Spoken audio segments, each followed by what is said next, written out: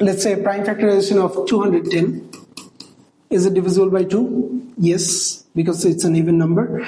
210 divided by 2, half of 210 is 105. Okay. Can you divide 105 by 2? No. Can you divide by 3? Yes. How do I know? This is divisible by 3 because addition of the digits is divisible by 3. If addition of the digits is divisible by 3, you can say that the number itself is divisible by 3. So 105 divided by 3, you get 3 3s are 9, 3 5s are 15, 35. So 35 is not divisible by 3. The next prime number is 5. 5 7s are 35. 7 is a prime number.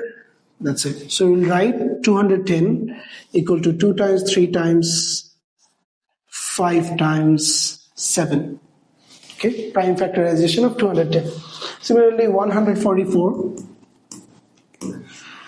Is 144 divisible by 2? Yes, divide by 2. 7 2s are 14, 2 2s are 4, divisible by 2 again. 3 2s are 6, 6 2s are 12, divisible by 2 again. 18 2s are 32. Let me quickly complete it. 9 2s are 18, divisible by 3 this time. That's it. So 144 can be written as, how many 2's here? 1, 2, 3, 4. 4 2's multiplied together, we can write 2 to the 4. Okay, 2 to the 4 multiplied by 3 squared. Okay. One key thing that you can notice here is that 144 is a square number. We can find the square root. We can find the square root of it. Square root over 144 is basically 12.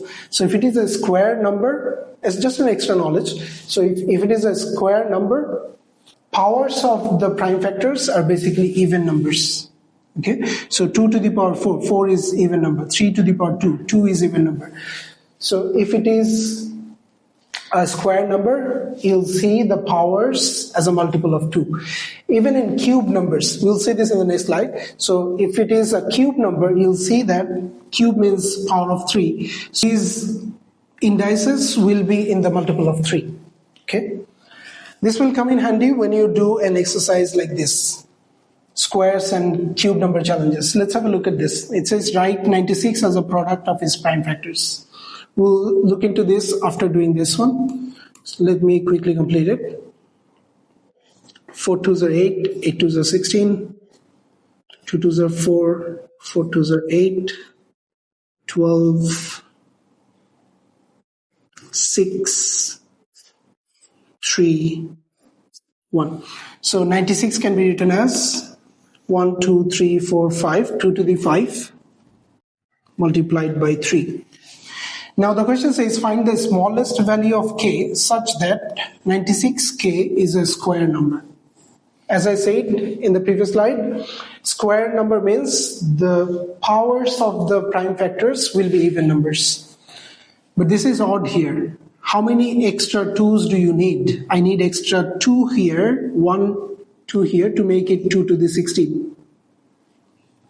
To make it 2 to the power 6. Okay, I'm just trying to make these powers even, then I'll figure out what should be the value of k. Okay, so 3 to the power, no power written means the power is basically 1. If you want to make it even number, this should be 3 to the 2. So how many extra 2 and extra 3 have you written? I have written 1 extra 2 here to make it 2 to the 6, and 1 extra 3 here to make it 3 squared. So these are the things that I have written extra from this. So 2 3s are 6 should be the value of k. Okay, so we can see that 96 multiplied by 6, 96 times k. So 96 multiplied by 6, if you multiply it and do the square root, you'll see that it's a square number. Okay, so use missing powers to complete squares. Use the missing powers to complete the squares here. Okay. Similarly, in cube numbers, let's say it says find the smallest value of k such that 392k is a cube number. This time this is cube. So we need to have the powers as a multiple of 3. Let me quickly prime factorize 392.